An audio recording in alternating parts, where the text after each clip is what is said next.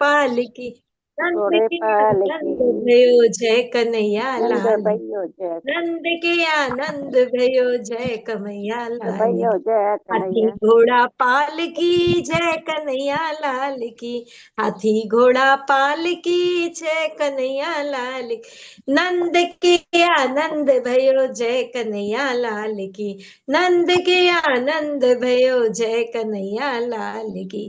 कृष्ण जन्म की सबको बधाई हो। सबको भी, आपको भी बहुत को भी बहुत बहुत, आपको भी सबको बहुत बहुत बहुत बहुत बहुत बधाई। मुबारक। अब यहाँ पर जो उत्सव होता है नंद गांव में, हम सब पर बैठे बैठे नृत्य करेंगे।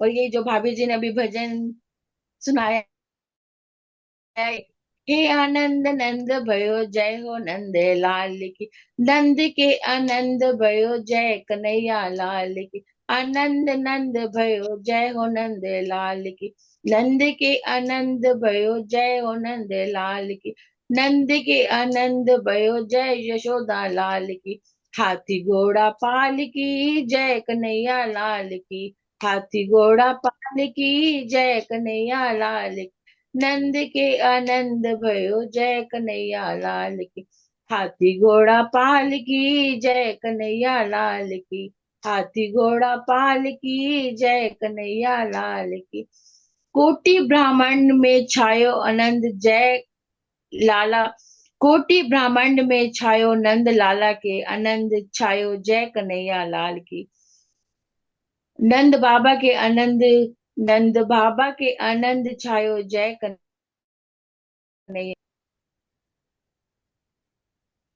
शिष्य यशोदा माँ के हुयो लाल, बधाई सारे भगता ने, यशोदा माँ के हुयो लाल, बधाई सारे भगता ने, बधाई सारे भगता ने, बधाई सारे भगता ने, यशोदा माँ के हुयो रे लाल, बधाई सारे भगता ने, बाजो बाजो रे देखो ताल, बधाई सारे भगता ने, आज अंगनो धन्य हुओ है, आज अंगनो धन्य हुयो है, कृष्ण को जन्म हुयो है, श्री कृष्ण को जन्म हुयो है, नाचो रे नाचो दिन रात, नाचो रे नाचो दिन रात, बधाई सारे भगता ने, नाचो रे नाचो दिन रात भगता ने, बधाई सारे भगता ने, गली गली में शोर मचा है, गली गली में हल्ला, गली गली में शोर मचा है, गली गली में हल्ला, यशोदा माँ ने जाया है देखो प्यारा सा एक लल्ला, गली गली में शोर मचा है, गली गली में हल्ला, यशोदा माँ ने जाया देखो प्यारा सा एक लल्ला, प्यारा सा एक लल्ला।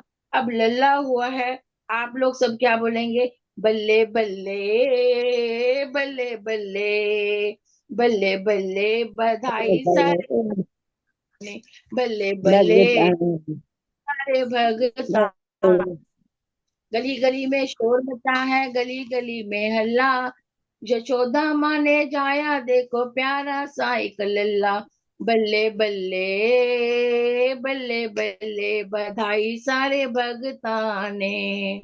अब जितने ब्रिजवासी हैं, गोपियां हैं, क्या कह रही हैं?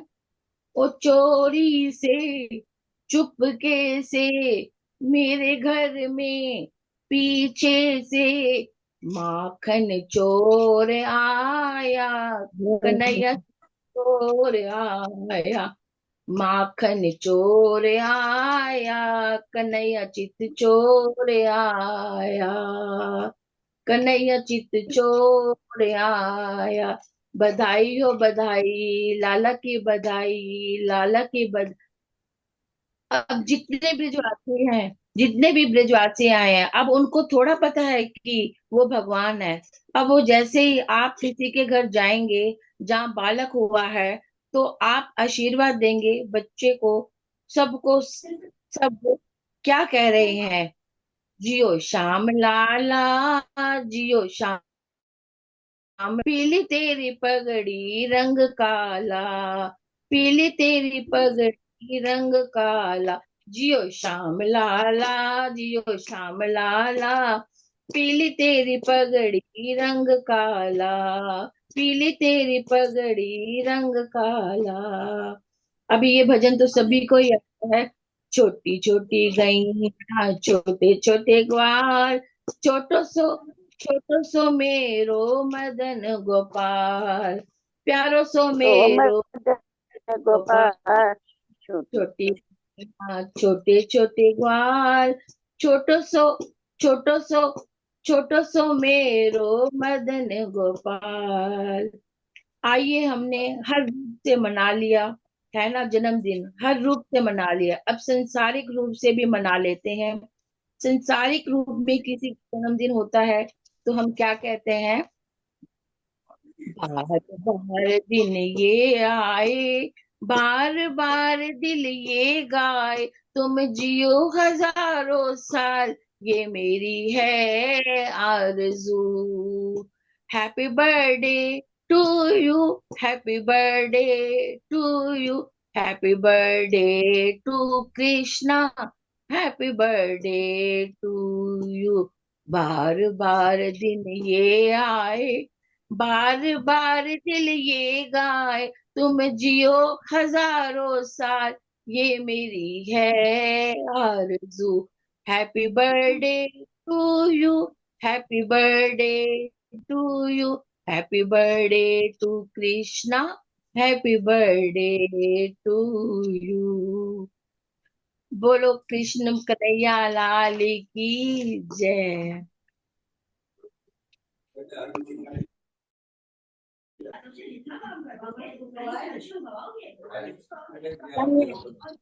थोड़े बड़े छोटे ही अभी पूतना का वध, नंद बाबा ने बहुत बड़ा उत्सव रखा। अब चलिए, उत्सव तो हम सभी रखते हैं जितना सामर्थ्य हो, उस अनुसार तो आपके घर में कोई खुशखबरी आएगी तो आप उत्सव रखेंगे। नंद बाबा ने भी रखा। फिर उनमें और हम में अंतर क्या हुआ? अंतर ये हुआ कि नंद बाबा ने उत्सव के साथ बहुत दान किया। नंद बाबा ने 2 लाख गायें दान। कितनी? 2 लाख गायें। उस वक्त दूध दही माखन का ही काम होता था। जिसके पास जितनी ज्यादा गायें वो उतना धनवान। उन्होंने 2 लाख गायें दान में दी, वस्त्र दिए, धन दिया, अन्न दिया, जिसको जिस चीज की जरूरत थी वो सब दिया।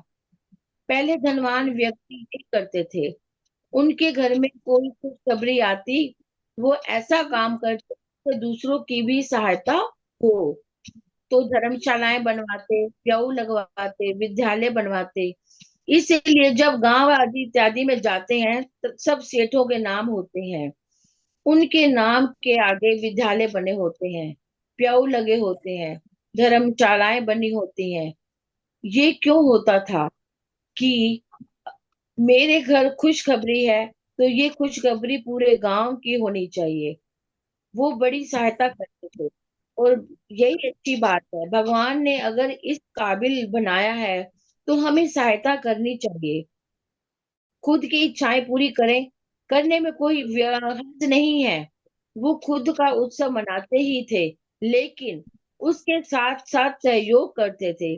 जैसे कहते हैं ना कि आपके बच्चों की शादी होता है, वो धूमधाम से करते, कोई बुराई नहीं है, करिए, जी भर के करिए, खूब धूमधाम से करिए, जैसी आपकी इच्छा है। लेकिन अब आप बच्चे की शादी कर रहे हैं, उसी वक्त या कभी भी जरूरत पड़े तो आप किसी गरीब कन्या या उनकी शादी में मदद कर दीजिए, तो आपके बच्चों का दाम्पत्य जीवन बड़ा सुखी रहेगा, क्योंकि उसका आशीर्वाद होगा। हम लाखों की गाड़ियां खरीदते हैं ना, जी भर के खरीदिए। जब आप गाड़ी खरीद रहे हो तो दिव्यांगों की सेवा कीजिए, ताकि उनके चलने के लिए साथी हो या व्हील चेयर हो, चाहे कुछ भी हो, उनकी भी व्यवस्था हो जाए, उनको भी आराम मिल जाए। अगर काबिल भगवान ने बनाया है, भगवान ने इसलिए कि दूसरों की सहायता भी हो सके। तो यानंद बाबा ने तो उत्सव मनाया पर सबको इतना खुश कर दिया। वो सब ऐसे नाच रहे मानो उनके घर लाला हुआ है। इतने खुश हैं सब। यहाँ पर नंद बाबा ने बहुत दान किया। कंस के पास चलते हैं। वसुदेव उस कन्या को लेकर मथुरा पहुंचते हैं। बेड़ियां अपने आप खुल जाती, दरवाजे अपने आप बंद हो जाते हैं। सेवक नींद से जागते हैं तो कन्या की रोने की आवाज आती है। कंस ने जाकर कहा कि कन्या हुई है। कंस कहे, कन्या मेरा क्या बिगाड़ लेगी, पर फिर भी चलो तरफ क्यों मोड़ ले। वो जाते हैं, कन्या को उठाते हैं, जैसे हर बच्चे को मारा उसको मारने लगते हैं कि वो कन्या आकाश मार्ग में चली जाती है। वो कन्या कहती है, हे मूर्ख, तेरा काल का गोकुल पहुंच गया है। अब अपने दिल गिनने शुरू कर दे। कंस डर जाता है। कहाँ गया, किसके घर गया, कब गया, अब जल्दी पैदा हुआ तो कितनी जल्दी पैदा हुआ, उसको कुछ नहीं पता। यह नंद बाबा बहुत प्रसन्न है। एक दिन ठाकुर जी सो रहे थे।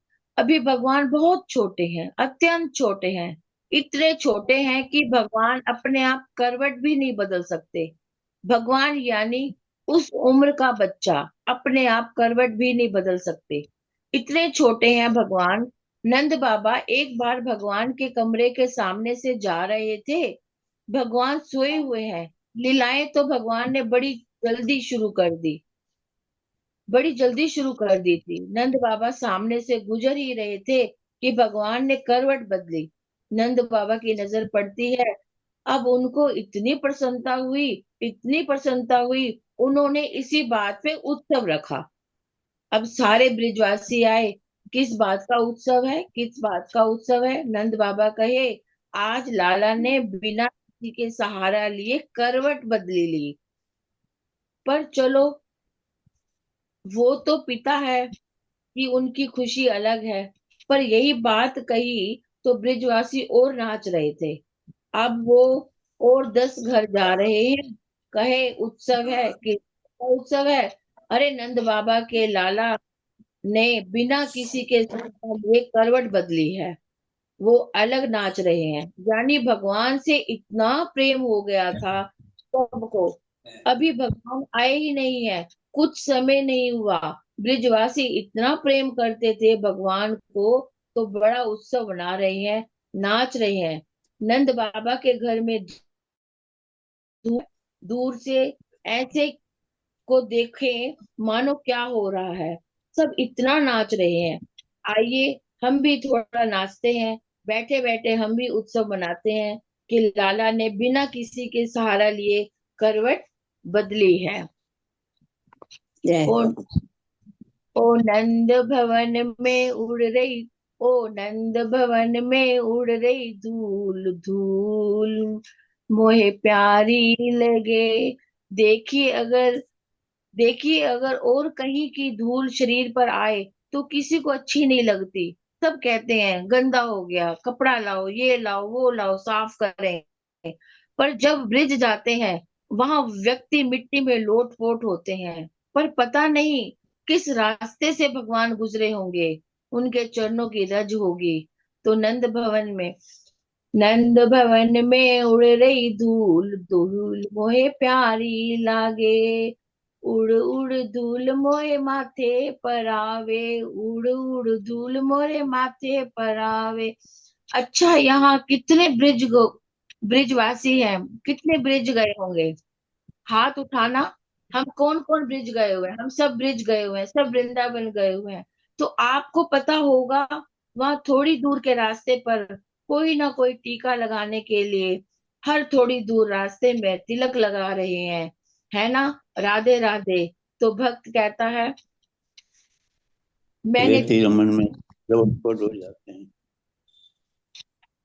नंद भवन में उड़ रही धूल धूल, मोहे प्यारी लागे। मैंने तिलक लगाई भरपूर, धूल मोहे प्यारी लगे, तिलक मोही लागे फूल। मैंने तिरपुर तिलक मोई प्यारी लगे। नंद भवन में उड़ रही धूल, धूल मोहे प्यारी लगे।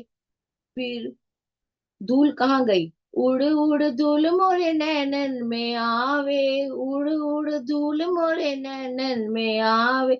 मैंने दर्शन किए भरपूर, धूल मोही प्यारी लगे। मैंने दर्शन किए भरपूर, धूल मोही प्यारी लगे। उड़ उड़ धूल मोहे होठन पर आवे, उड़ उड़ धूल मोरे होठन पर आवे। मैंने भजन करे भरपूर, धूल मोही प्यारी लगे। मैंने भजन करे भरपूर, धूल मोरी प्यारी लगे। उड़ उड़ धूल मोरे हाथन पे आवे, उड़ उड़ धूल मोरे हाथन पे आवे। मैंने तालियां बजाई भरपूर, धूल मोही प्यारी लगे। मैंने तालियां बजाई भरपूर, धूल मोही प्यारी लगे। उड़ उड़ धूल मोरे पैरन पे आवे, उड़ उड़ धूल मोरे पैरन पे आवे। मैं तो झूम झूम नाचू भरपूर, धूल मोही प्यारी लगी। मैं तो झूम झूम नाची भरपूर, धूल मोही प्यारी लगे। नंद भवन में उड़ रही धूल, धूल मोही प्यारी लगे। बोलिए बाल कृष्ण लाल की जय। अब यहाँ पर भगवान ने छोटी सी लीला करी। ठाकुर जी सबके नाम रखे जाते हैं। बलदाऊ भैया के लिए कहा गया कि बड़ा ही बलशाली पुत्र होगा, इसमें बल बहुत होगा, इसका नाम रखते हैं बलराम। ठाकुर जी के लिए कहा गया ये बड़ा ही, ये हर काम टेढ़े करेगा, ये श्रृंगार टेढ़ा करेगा, ये खड़ा टेढ़ा होगा, ये बंसी टेढ़ी रखेगा, ये मुकुट टेढ़ा रखेगा। नाम भी ऐसा रखते हैं कि जिसको कहने में जीभ को भी टेढ़ा करना पड़ेगा। भगवान का नाम रखा गया था कृष्ण। जब हम कृष्ण बोलते हैं तो हमारी जीभ भी टेढ़ी हो जाती है। कृष्ण कहने में जीभ घूमती है। अब यहाँ पर कंस सब राक्षस दैत्यों को, राक्षसियों को बुलाते हैं, एक सभा इकट्ठी करते हैं। उसमें से पूतना नामक राक्षसी को चुना गया। पूतना से कंस ने कहा कि मुझे तो नहीं पता कि कब पैदा हो गया, तो तुम गोकुल जाओ, गोकुल में 6-6 महीने के जितने बालक हैं सबको मार दो। तो एक सुंदर स्त्री का रूप बनाकर अपने स्तनों पर विष का लेपन करके गोकुल पहुंचती है। घरों में जाए बच्चों को एकांत में देखकर उठाकर दूध पिलाने के बहाने विष पिलाकर मार दे। अब रोजाना 2-2, 3-3 बच्चों की हत्याएं होने लगी। यहाँ पर भगवान ने योग माया को आदेश दिया कि तुम पूतना के मस्तक पर बैठो, उसे मेरे घर की ओर लेकर आओ, कि अगर सब मारे गए तो मैं खेलूंगा किसके साथ। योग माया पूतना के मस्तक पर बैठती है, वो अपने आप नंद बाबा के घर की ओर चलने लगती है।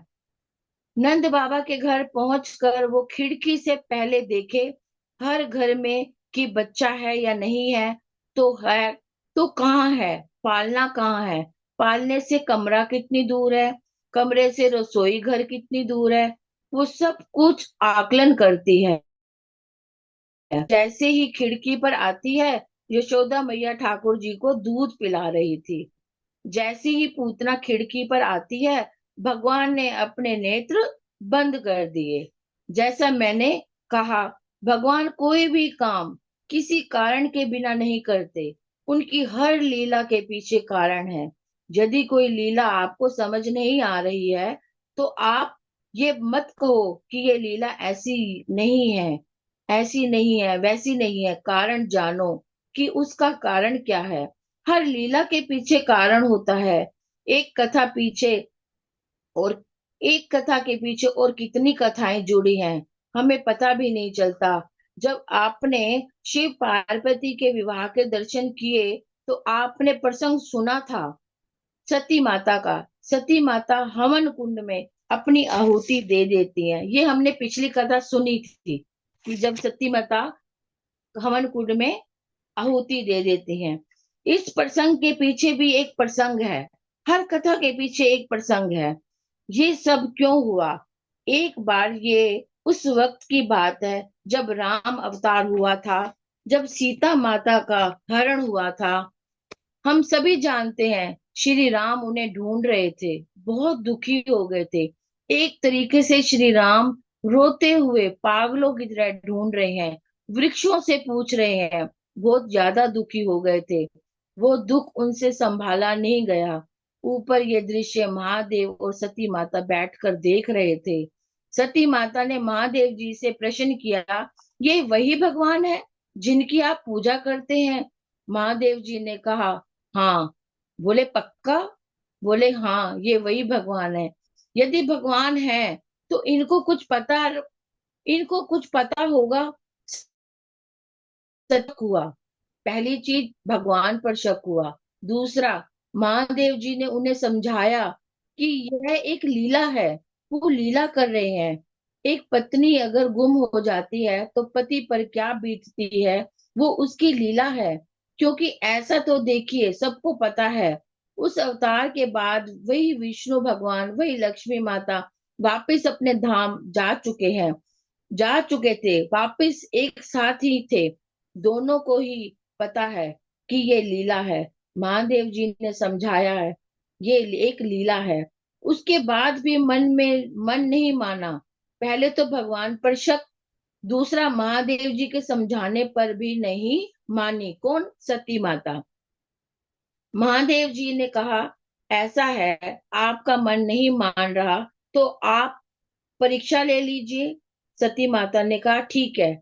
वो क्या करती हैं, उन्होंने सीता माता का रूप बनाया। सीता माता का रूप बनाकर श्री राम के सामने गई। उनको देखते ही श्री राम ने उनके चरणों की ओर देखा और कहा, और क्या है? प्रणाम माता, बाबा कहाँ है? जानी श्री राम पहचान गए। उन्होंने ये नहीं किया कि सीता आ गई, उन्होंने सीधा कहा, प्रणाम माता, बाबा कहाँ है? उन्हें बड़ा बुरा लगा कि उन्होंने भगवान पर शक किया। वो वापस जाने लगती है। अब भगवान श्री राम ने ये तक किया, श्री राम को लगा कि कुछ ज्यादा ही चिंता हो रही है मेरी। जब श्री राम आगे बढ़ गए तो सती माता को एक दृश्य दिखता है जिसमें श्री राम चल रहे हैं, सीता माता चल रही है, लक्ष्मण जी चल रहे हैं, तीनों साथ चल रहे हैं।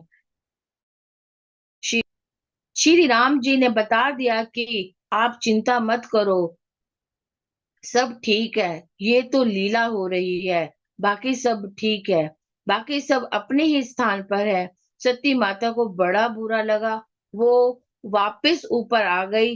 जैसे ही वो ऊपर आई, महादेव जी ने, आपको पता है कि नहीं, कहते हैं ना कि कई ऐसे तो हम सभी जानते हैं, माता महादेव जी के आधे अंग विराजती है, पर सती माता महादेव जी के स्थल यानी कि थाई पर बैठती थी। जैसे ही वापिस आई, महादेव जी ने कहा, बैठो।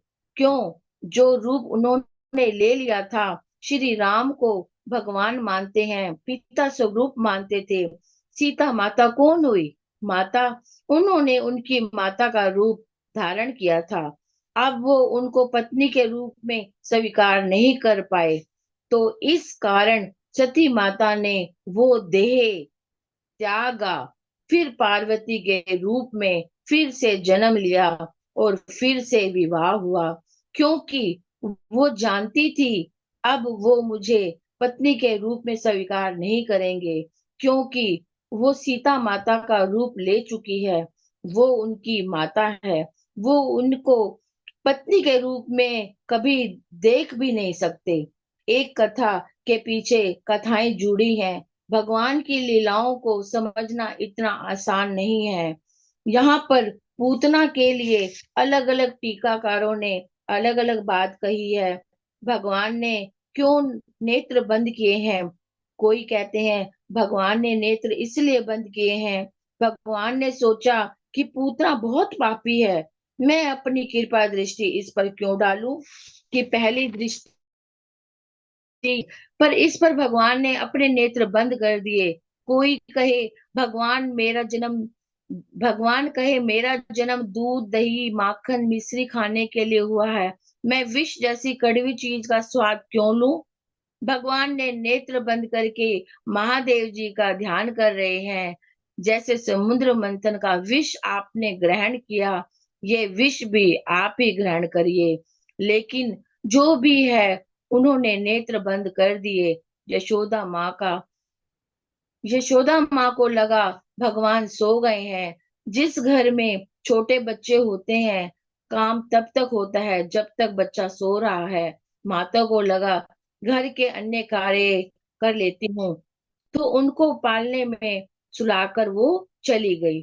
पूतना आती है, भगवान को गोद में उठाकर वन की ओर जाती है। वन की ओर जाकर वो भगवान को दूध पिलाने लगती है। कुछ देर तो भगवान ने दूध पिया, उसके बाद भगवान उससे प्राण नोचने लगे। अब उसे तकलीफ हुए, लाला मुझे छोड़ दे, लाला मुझे छोड़ दे। लाला कहे ऐसे तो मैं किसी को पकड़ता नहीं, और पकड़ लूं तो मैं उसे छोड़ता नहीं। अच्छा ये ये वाक्य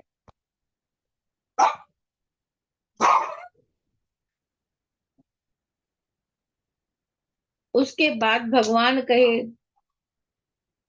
भगवान को गोद में लेकर उठाकर वन की ओर जाती है। वन की ओर जाकर वो भगवान को दूध पिलाने लगती है। कुछ देर तो भगवान ने दूध पिया, उसके बाद भगवान उसके प्राण पीने लगे। अब उसे तकलीफ हुई, कहे लाला मुझे छोड़ दो, लाला मुझे छोड़ दो, किसी को पकड़ता नहीं, और पकड़ लूं तो मैं उसे छोड़ता नहीं। अच्छा ये वाक्य दोनों तरफा है, अच्छे में भी और बुरे में भी। अच्छे में किस प्रकार, जल्दी से किसी को अपना बनाते नहीं, आप इच्छाएं पूरी करें, सब करें, वो अलग बात है। संसार में हम स्वार्थ का जीवन जी रहे हैं, भगवान से रिश्ता इसलिए रखते हैं, मांगते रहते हैं, दिन भर काम नहीं हुआ तो हम नाराज हो जाते हैं, वो अलग रिश्ता है। ये अपनेपन का रिश्ता होता है। भगवान आपको इतना भक्त बना लेते हैं अपना, मुझे ऐसी लगन तू लगा दे कि तेरे बिना पल न रहूं, कि उसको भगवान ने बिना एक पल भी अच्छा नहीं लगता। कोई ना कोई चीज में भगवान का नाम निकलता है, भगवान का धन्यवाद निकलता है। ये अपनापन बनाना है। अगर भगवान किसी को अपना बनाते हैं ना, तो बिल्कुल अपने जैसा बनाते हैं, धीरे धीरे उसमें सारी अच्छाइयां भरते हैं। जब भगवान को आपसे प्रेम हो जाता है, उसमें परीक्षा बहुत होती है, समय बहुत लगता है कि कितना विश्वास है मुझ पर। कहते हैं ना, इतनी पूजा करते हैं फिर इतने दुख आते हैं, आएंगे, बिल्कुल आएंगे, क्योंकि वो उस हद तक देख रहे हैं कि ये किस हद तक मुझ पर भरोसा करती है। जब अंत तक भगवान को लगता है इस परिस्थिति पर भी विश्वास नहीं हिला, अब ये मेरा है। जब आप पर बहुत दुख आए तो समझ जाना कि भगवान आपकी परीक्षा ले रहे हैं, देखता हूँ कि ये किस हद तक मुझ पर भरोसा करती है या हार मान जाती है कि भगवान नहीं है। अगर है तो समझ लेना आपकी हार हो गई, विफल हो गए। यदि हमारा विश्वास नहीं हिलता तो समझ लेना भगवान ने आपको अपना बना लिया है। यही दूसरी तरफ है, जब व्यक्ति पाप करता है तो कि पहली बार में भगवान दंड देते हैं। भगवान देखते हैं कि सुधर जा सुधर जा, सही रास्ता बार बार दिखाने की कोशिश करते हैं, अच्छे लोगों को उनके पास जीवन में भेजते हैं। ऐसे तो मैं किसी को पकड़ता नहीं, बड़े मौके देता हूँ सुधरने के लिए। अगर मैंने पकड़ लिया तो फिर दंड भगवान देते हैं, तो उसका तो फिर कहना ही क्या। पूतना को कहते हैं, ऐसे तो मैं किसी को पकड़ता नहीं, पकड़ता हूं तो मैं उसे छोड़ता नहीं। अब उसकी मृत्यु सामने आ रही है, तो जो असल राक्षसी वो तो मायावी शरीर में है। जब मृत्यु आएगी तो राक्षसी का शरीर सामने आया। वो विशाल शरीर जब जमीन पर गिरता है, भयानक आवाज होती है। तो आवाज सुनकर सारे ब्रिजवासी वन की ओर भागे कि वहां से आवाज आई है, क्या हुआ। जितने माता पिता सब अपना अपना पालना देखे, जब तक बच्चा नहीं होता ना जब तक बच्चा नहीं होता ना, सबसे ज्यादा चिंता खुद की होती है। हम ठीक है ना, हम ठीक हैं। जब बच्चा हो जाता है तब सबसे ज्यादा चिंता बच्चे की होती है। यशोदा मैया ने भी अपना पालना देखा, उनका पालना खाली है। जब वो घर से बाहर निकलती है, सारे ब्रिजवासी वन की ओर भाग रहे हैं। बेसुध होकर माँ यशोदा वन की ओर जाती हैं। सारे ब्रिजवासी जाकर देख रहे हैं, एक विशाल रखा हुआ है। उसके ऊपर छोटे से, बहुत छोटे श्याम वर्ण भगवान बैठे हैं। यशोदा मैया जैसे ही गई, उनकी पहली नजर भगवान पर पड़ती है। अब एक बात बताइए, कोई भी माता पिता अगर ऐसा दृश्य देख ले जहाँ एक ऐसी राक्षसी पर उनका बच्चा बैठा है, पहला काम माता पिता का पहला काम माता पिता क्या करेंगे बताओ। बच्चे को सबसे पहले उठाएंगे कि राक्षसी के ऊपर उनका बच्चा बैठा है। सबसे पहले तो अपने बच्चे को राक्षसी के ऊपर से उठाएंगे। लेकिन यशोदा मैया ने ऐसा कुछ नहीं किया। क्यों नहीं किया? जैसे ही पहुंचती है, उनकी पहली नजर पड़ी भगवान पर। उसके बाद उसकी नजर हटी ही नहीं। भगवान इतने सुंदर लग रहे थे, इतने ज्यादा सुंदर लग रहे थे कि वो दूर खड़ी होकर निहार रही है। मेरा बेटा कितना सुंदर है, इतना सुंदर कोई कैसे हो सकता है। उनकी नजर राक्षसी पर पड़ी ही नहीं। अभी तक ब्रिजवासी को बड़ा अटपटा लग रहा है कि वो क्या देख रही है। भगवान को लगा कि अब लोगों को थोड़ा शक हो जाएगा, बच्चे में कोई ना कोई बात तो है। शक ना हो किसी को, भगवान जोर जोर से रोने लग गए, मानो भगवान को डर लग रहा है। ये देखने के लिए ममता के भाव आ जाते हैं। यशोदा मैया ने तुरंत भगवान को गोद में उठा लिया। नंद बाबा आते हैं। ब्रिजवासियों ने बाबा बाबा, आज तो भगवान ने लाला को बचा लियो है। भगवान मन ही मन में कह रहे हैं, भगवान ही तो बचाएंगे। इसी प्रकार भगवान रूप में पूतना का वध किया। बोलो बाल कृष्ण भगवान की जय। बोलो श्री सतगुरुदेव भगवान की जय। श्रीमद् भागवत पुराण की जय।